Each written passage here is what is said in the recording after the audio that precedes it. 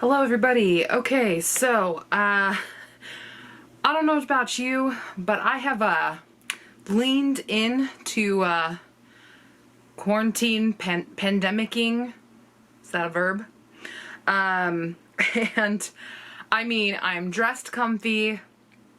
I'm getting my groceries delivered, which honestly was like my least favorite thing of the whole week. I'm like sitting there going like, I have to go and I have to grab the same items that I grab every week.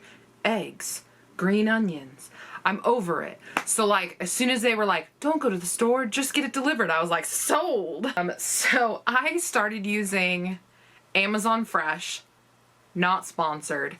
I just, it was the first one I actually used and I've just sort of stuck with it out of laziness.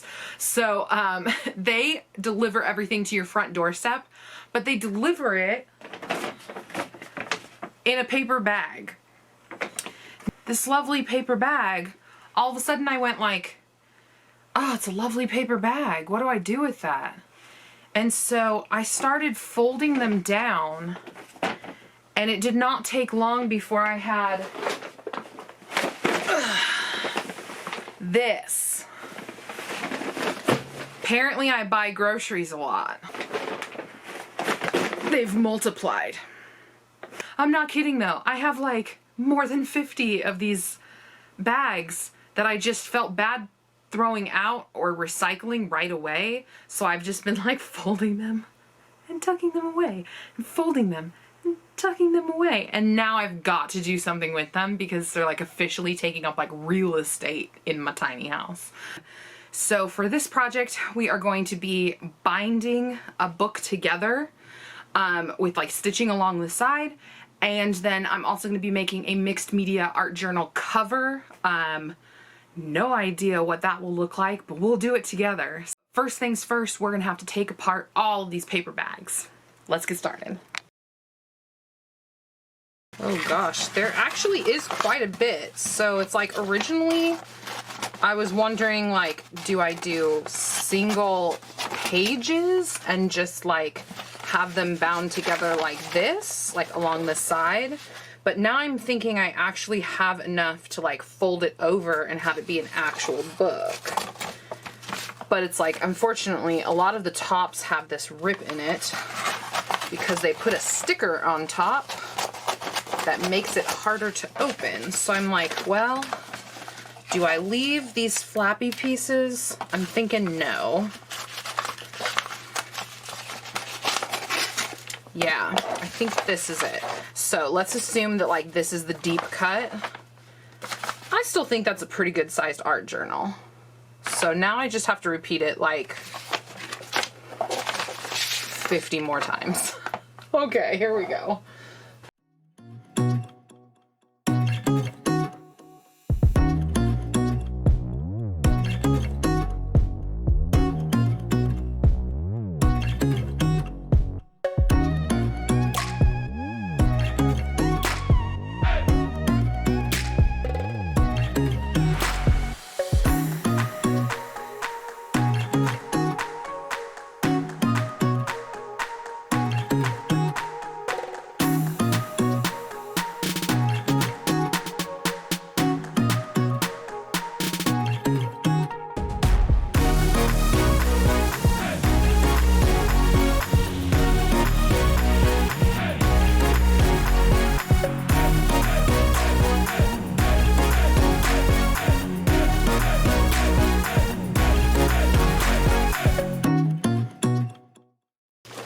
And here's the finished pile of sheets and sheets of craft bag.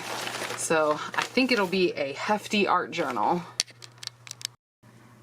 So after all that work, here is the pile of sides and bottoms to the bags. You know, still less to recycle, but it definitely was more left over than I expected.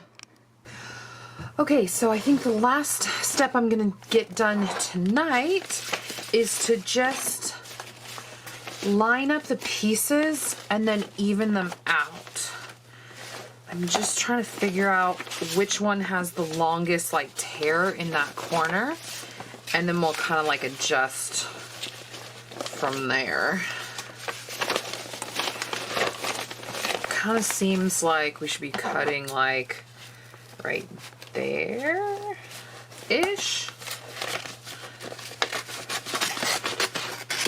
So I think we've committed, and that's now the template.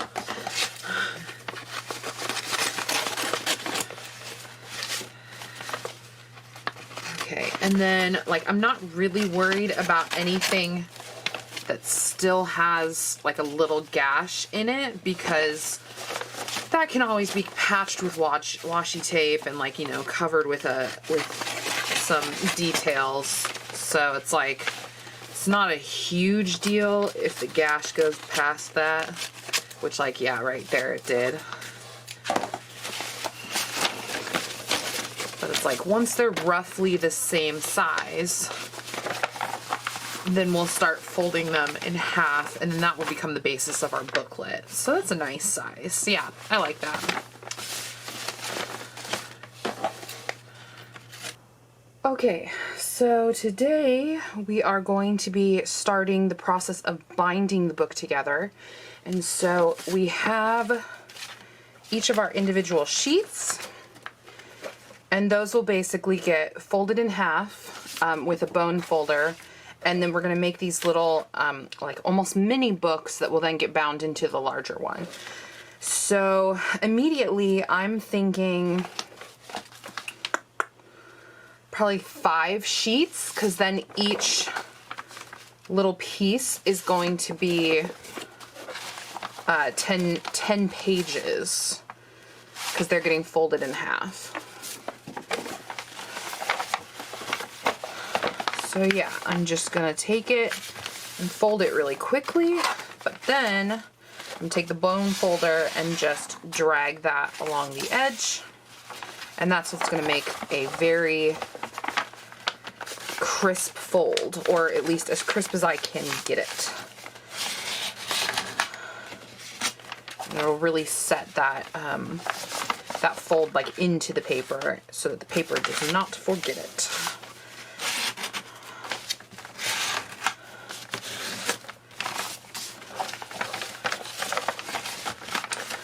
At this point too, I'm not too concerned that like there's a design on some pages, because that is what gesso and collage is for. So I'm really just like roughly making sure they are facing the same way and that they line up, and we can always gesso them later. So we're then going to take our pages and stack them into each other.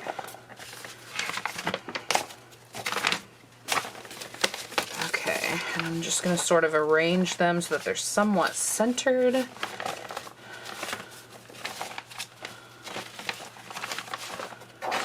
Oops. Let's get those lined up again. Okay, so what I'm hopefully going to do is just punch 1 and 2, and then 3 and 4. Okay, and then I'm gonna take this string. I forget where I got it, but it's just like a basic white string. And it comes on this giant spool, but it's just a little bit thicker than like thread, which is why I like it. We're gonna just cut 2 pieces and then thread it on our needle.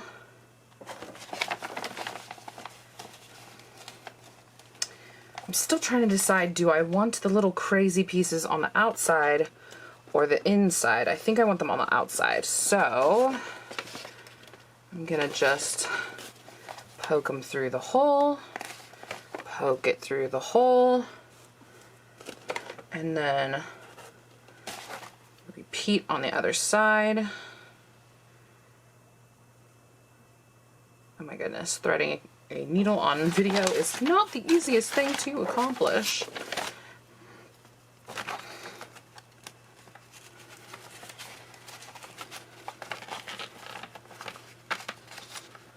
and I purposefully did not tie it yet because I wasn't sure if I would need the wiggle room. Turns out I did, so I'm glad we did that. Oh, whoops. Okay, so now that I've pulled both of these through, I'm just gonna kind of like tighten them up and double knot them. If you pull this tight, the bags will rip. But I think if you leave them loose, just barely, then that's probably the best way to go about this. And I'm just doing a simple double knot. I know there are probably bookbinders out there who are going, "You're using the wrong knot." And I go, it's okay. It's just an art journal. We're not panicking. I'm not binding a manuscript or anything like that. So we can afford to just use basic knots and not get too complicated. So that is the end of the first one, and now I just have to repeat it for all of these. Catch up with you in a bit. Okay, so I have bound together now 1, 2, 3, 4, 5, 6, 7, 8 different sections. I left the tails because, you know, it's mixed media. It doesn't have to be perfect.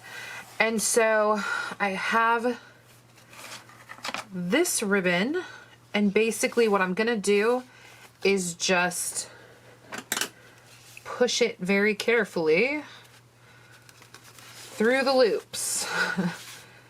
And then that's gonna be how I bind this book together. And yes, there will be a cover, so we'll get to that next.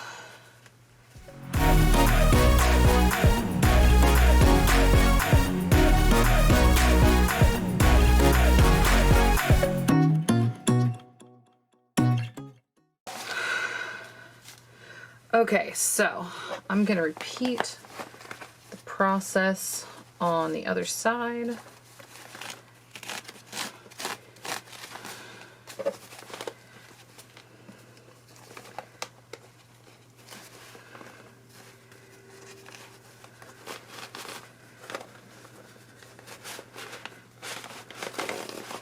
There we go, now it's sliding. Okay, and then you can see, like, if I had used like a cover here, I could have just tied this shut. But instead, we're gonna make a cover out of this giant piece of cardboard. So basically, I think it's actually just about right if I just took a whole panel out of this. So I'm just gonna start hacking with some scissors and hope for the best.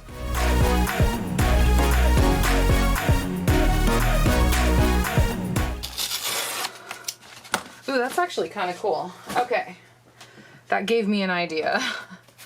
So basically, here's the journal. I think we have to make one more trim on it because, yeah, it's a little too long, but basically want to turn it right there and give it lots of room for the spine.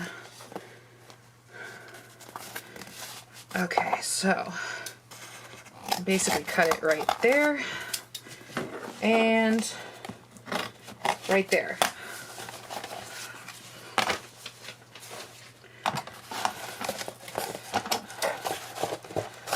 Okay, so I'm just going to go in, hack that piece off. Woohoo! And go in from over here and hack where I already kind of marked a line. And there's probably a better way to do this, like with a box cutter. But I'm just hacking and it's working so far.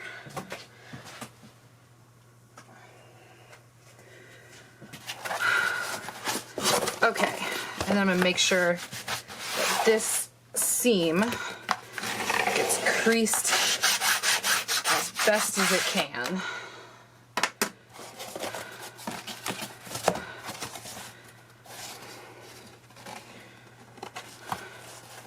Okay, I'm actually thinking though, like now that I've seen it, I'm kind of curious as to if I can expose some of that. That is cool. Okay. I'm just chucking cardboard pieces on the ground because I don't have time for that. I'm being creative.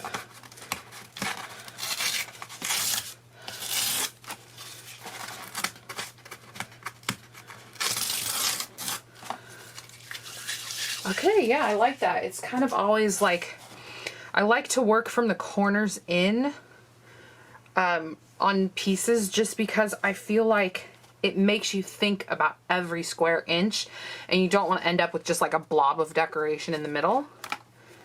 So already I've filled some of the corner so that it doesn't feel so barren.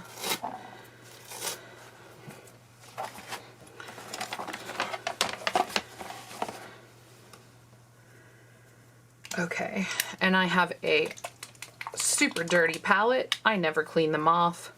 I just put the next layer of paint on top. Because, I mean, if you really were going to get it very clean, you'd spend your whole life cleaning the art supplies and there wouldn't be time left for art.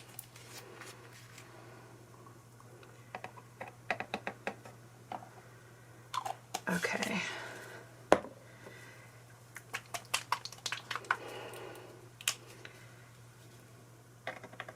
And I went for just like nice pastel hues. I feel like I've been in that mood for a while now. But it is Deco Art Americana in Cotton Candy, Light Lime, and Buttermilk. Okay, so I think what I'm gonna do is just go in with my finger and get some general shapes.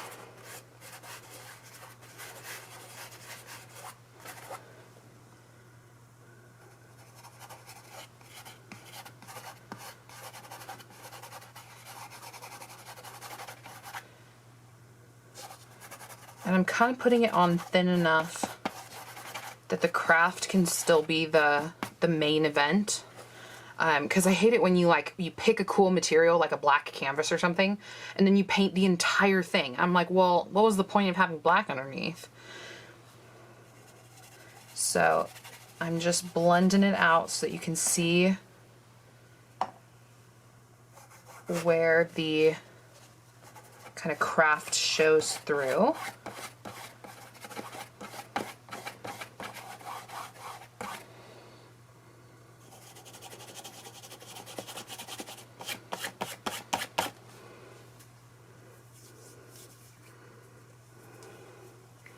I find you also use like basically all of your paint when you paint with your fingers because it doesn't like pick up a whole lot like brushes do.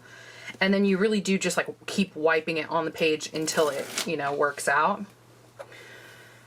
Okay, so now I'm gonna take some green and not my finger, and we're gonna just put in some shapes.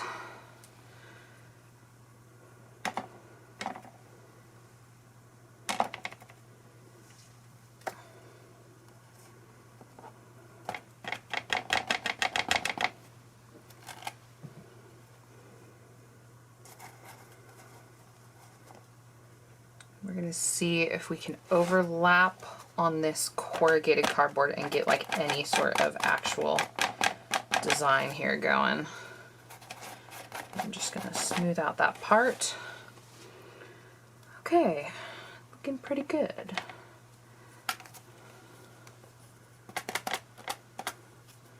Whoops, I totally picked up my stencil during that.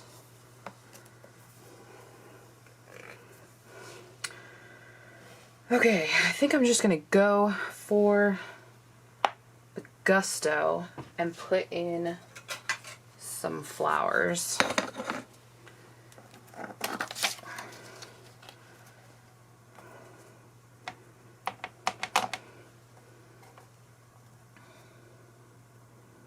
But it's like I don't want to cover up what I've already done too much, so I think I'm gonna start here. Whoa, things shifted. There we go. Back on track.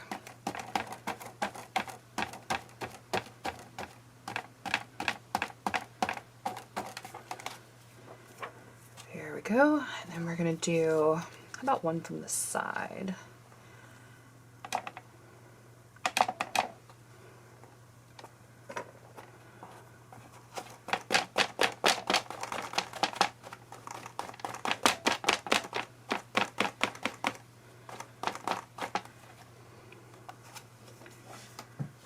Okay, and then I think it needs just a little bitty one on top.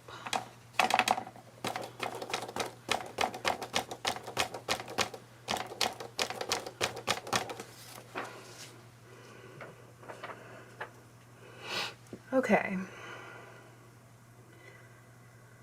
So I'm looking at the composition now and kind of wondering what it needs and what it needs to be filled in.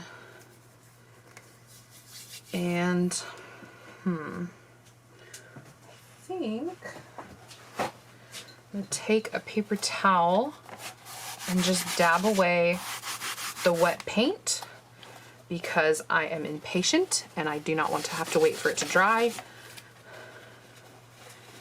And that just takes some of the wetness out of it. It also distresses it slightly. Like you can see it picked up some of the texture of the paper towel. So you've kind of like added an accidental element just by being impatient and not wanting to wait until it dries. Okay, so now I'm thinking it's time to add some marks. So I have just some Jane Davenport Power Pastels, which is basically just a fancy crayon. I'm sure there's going to be a review sometime in the future on YouTube about how they're just crayons. But the nice thing is that they're like an oil pastel that doesn't smudge. So I use it in the same way that I would an oil pastel in mixed media, but I don't have to worry about it like going too far awry. But yeah, so I think I'm going to use pink and yellow because it'll pick up the yellow hues of the buttermilk. And I'm just gonna basically mark the stencil. I'm just marking the top half of each petal. And I'm not even being that precise. Like honestly, a lot of things that look cool in mixed media are because you didn't panic and you just acted with confidence. I have noticed that. Like these people who are like, have a really cool loose style, it's not because, you know, they studied hours and hours to learn it. It's because they kept just a loose approach to their art. Which I feel like as soon as you say that, like some people are going to be like, but they're so practiced in their art. Yes, they are totally practiced in their art. But the movements that I watch them make are loose and effective because they just move with confidence. Like it does not matter. They don't stress every little line. They're sitting there going, I know what I'm doing. And I'm just gonna do it.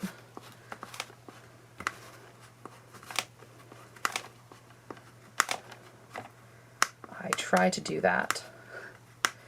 And sometimes it works, sometimes it doesn't. But I feel like in this instance, it worked. It's definitely more bold than just doing the straight stencil. Like it looks like I've kind of taken that stencil to another level and it looks more like something I did from scratch, even though it was a stencil. So I'm trying to decide. I'm thinking it could probably benefit from just on the outside.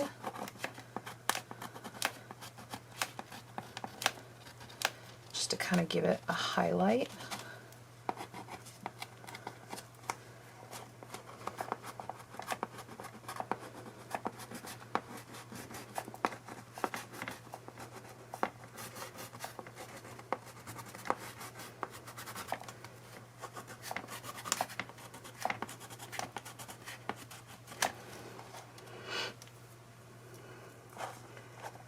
Okay, and now I'm thinking I'm gonna adopt some things that I've been seeing people do that I just kind of keep in my back pocket. And one of them is just these little clouds of like almost cross stitching. So it's like an X, but they're just placed very organically. And they're really not made to stand out or anything. Like they're just sort of this bringing a texture forward slightly. And you can also do just like little clouds of like dashes.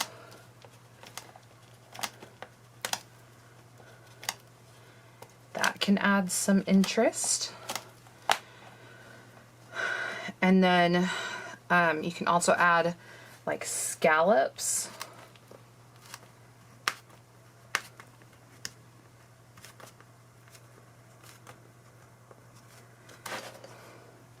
What I like about that is it's also kind of picking up some of these petal shapes too. But then it's like at certain points I go like, oh, well, did that scallop make it to like child doodling? And then I also tend to like sometimes really be in love with something and then I look at it a second later and I go, oh, it looks like those like squiggles from Saved by the Bell. So what I'll do is then just add detail to the piece that I think looks, you know, kind of childish. And it just really like adds another layer and makes it more complex. So it's like all of a sudden it's not a kid's doodle, you know, and it's like you can add just a couple more marks and then all of a sudden it looks much more intentional. Okay, so also have these white, it's a white Pitt pen.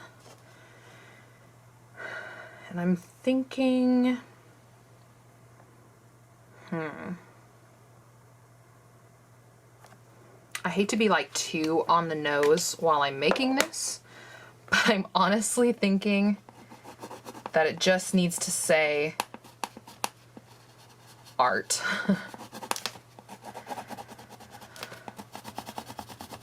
Like that's what's going in this journal.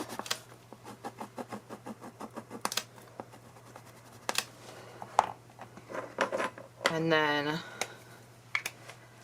gonna kind of take this and I'm thinking, so the Pitt pen, you have to kind of be careful now that you've done this because it is kind of like waxy.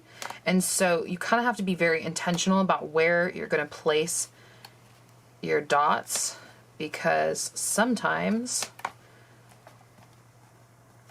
they will not show up if you're touching the crayon part of your picture. Like right there, it kind of didn't stick.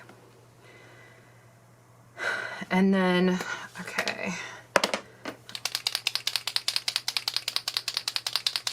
I've got a fine lining Pitt, gosh, I don't even know what this one is. It's a fine lining white pen. The label is in like Japanese. I'm just gonna kind of add some random highlights. The thing about white pens, I don't know what it is, but the second you add them, it just like sort of makes that piece stand out.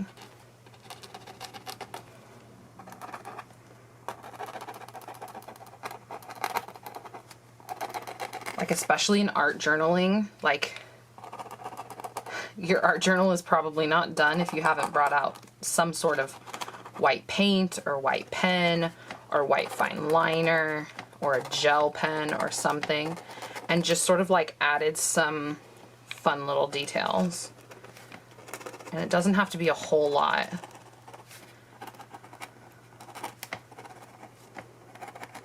Like, I started thinking I was doing scalps, and then it ended up being more like scribbles, but I think it looks nice.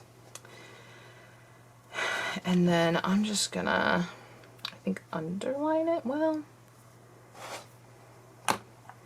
Maybe I'll underline in the yellow. Yeah.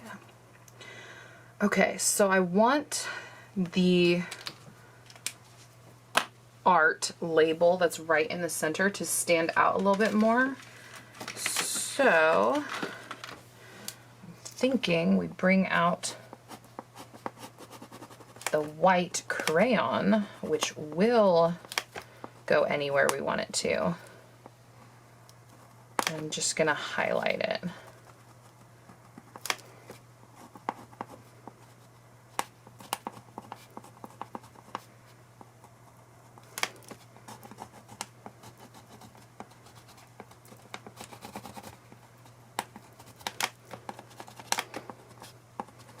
Because that does look like instantly bolder, and it definitely stands out better.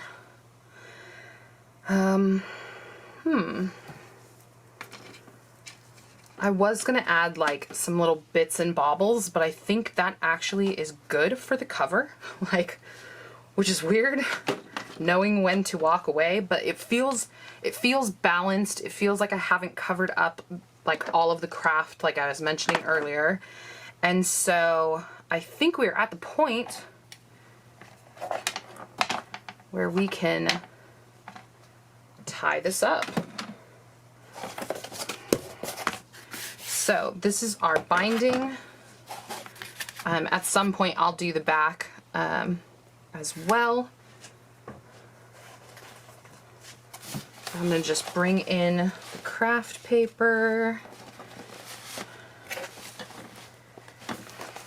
And basically I'm just gonna look at where my tabs are so far, and then mark here, mark there, and here, and there. See, this really is the wonder tool. So I guess, you know, visit your local electrician's supply store to get yours. And then I'm just gonna make the holes a bit wider with my scissors.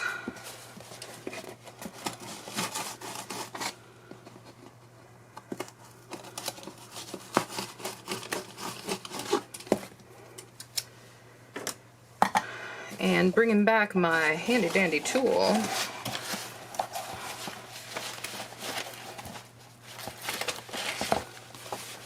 I'm gonna just make sure that these are properly folded out. Okay, and then this piece will go through this hole. Handy dandy tool, don't fail me now. There we go. Pull that through, and then we'll take this guy.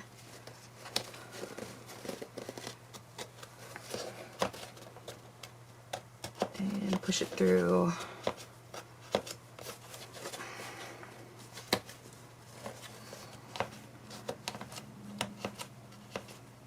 Wow, this piece does not want to go in.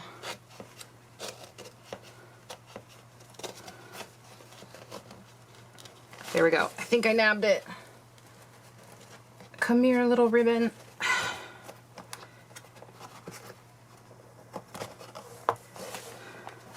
Wow. There we go.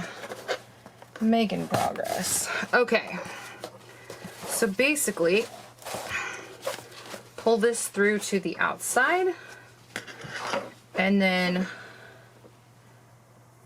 I'm just going to tie it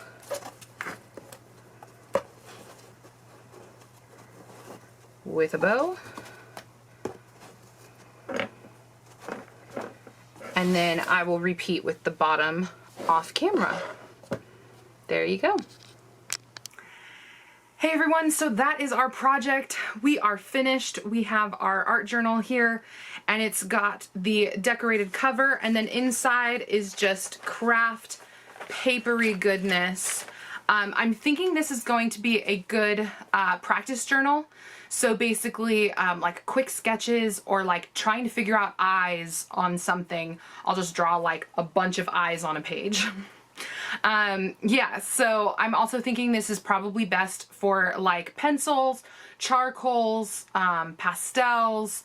I don't know if I would really go too heavy on like watercolors or like acrylic paints, anything like that, because I did notice that like the paper that gets wet, or even just like the ones that I was working so hard to bind together, like they kind of like the more you use them, the more they kind of get like a little bit softer.